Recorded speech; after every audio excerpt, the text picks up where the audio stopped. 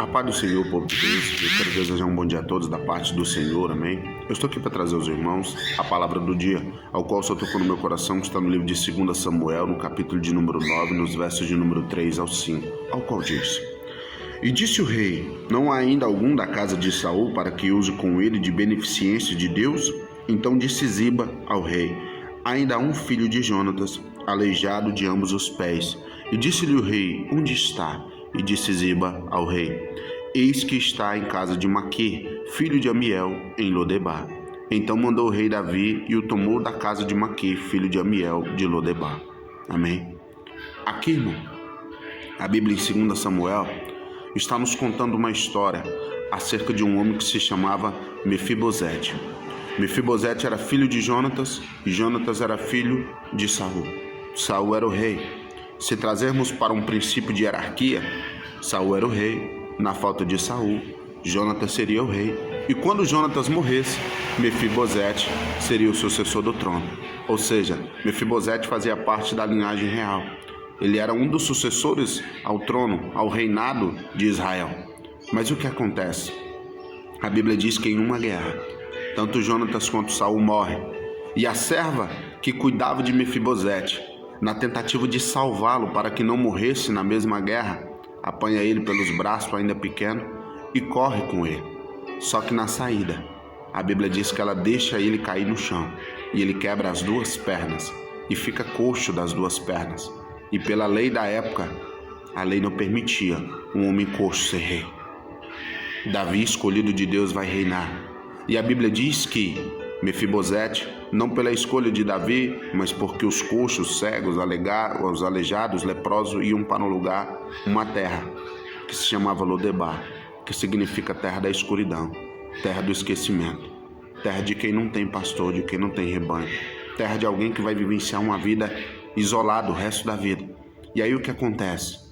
Davi, num determinado dia, vai chamar a Ziba, que era um dos servos dele, e vai perguntar, porque ele se lembra da promessa que ele havia feito, porque no início da sua caminhada ele havia feito um trato com Jonatas, seu melhor amigo, filho de Saul, pai de Mefibosete.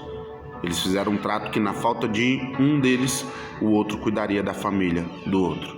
Então Davi se lembra da promessa, que havia prometido cuidar da família de Jonatas, e ele pergunta se havia algum filho dele ainda, algum descendente dele que ainda vivia, e ele vai dar notícia de Mefibosete, e ele vai mandar chamar Mefibosete, vai dizer a Mefibosete que era para ele mudar para Israel agora, porque ele assentaria de contínuo na mesa do rei, comeria pão com ele, e tudo aquilo que pertencia a Saul, tanto os servos, principalmente Ziba, com seus filhos e seus 12 servos, Davi deu a Mefibosete e restituiu ele.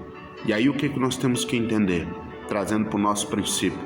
A vida ou o diabo, seja da forma que você quiser colocar, roubou de Mefibosete o pai, o avô, o direito do trono, uma série de coisas. Mas o diabo não consegue roubar dele, nem de mim, nem de você, o poder de gerar. Porque no final do capítulo 9 de 2 Samuel, a saber no verso 12, quando Davi manda chamar Mefibosete, a Bíblia diz que Davi vem com um filho na mão. Mefibosete vem com um filho na mão, que se chamava Mica. Ou seja, Mefibosete perdeu o trono, perdeu o pai, perdeu o avô, passou tristeza, foi enviado para um lugar de esquecimento, mas ainda assim ele conseguia gerar. O que isso quer dizer, pastor? Vários traumas na minha e na tua vida aconteceram e eu sei que você perdeu várias coisas e inúmeras delas foram tomadas de você, foram arrancadas de você. Seja um parente, seja o inimigo, seja a própria vida, você perdeu inúmeras coisas que eram de suma importância a você. Só que o diabo não tem o poder de tocar na sua geração. Você traz consigo um princípio, um propósito, um poder vindo da mão do Senhor, que é gerar. Você pode perder o trono, você pode perder dinheiro, você pode perder saúde, mas a autoridade de gerar está sobre as suas mãos. Mas você decide se você vai dar continuidade ou não.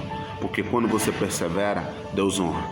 Mefibosete, mesmo coxo, mesmo sem o pai, mesmo sem o avô, mesmo sem o trono e numa terra de esquecimento, ele não perdeu a esperança de gerar e manteve-se fiel ao Senhor. E a Bíblia diz que no tempo propício de Deus, Deus honrou ele por intermédio da vida de Davi. Eu não sei o que você perdeu, eu não sei o que você tem perdido e eu também não sei o que te foi tomado. Mas o que eu posso te dizer como homem de Deus nessa manhã é que o poder de gerar algo novo da parte de Deus está nas tuas mãos. Mas cabe a você escolher se tu vai gerar ou não. Amém?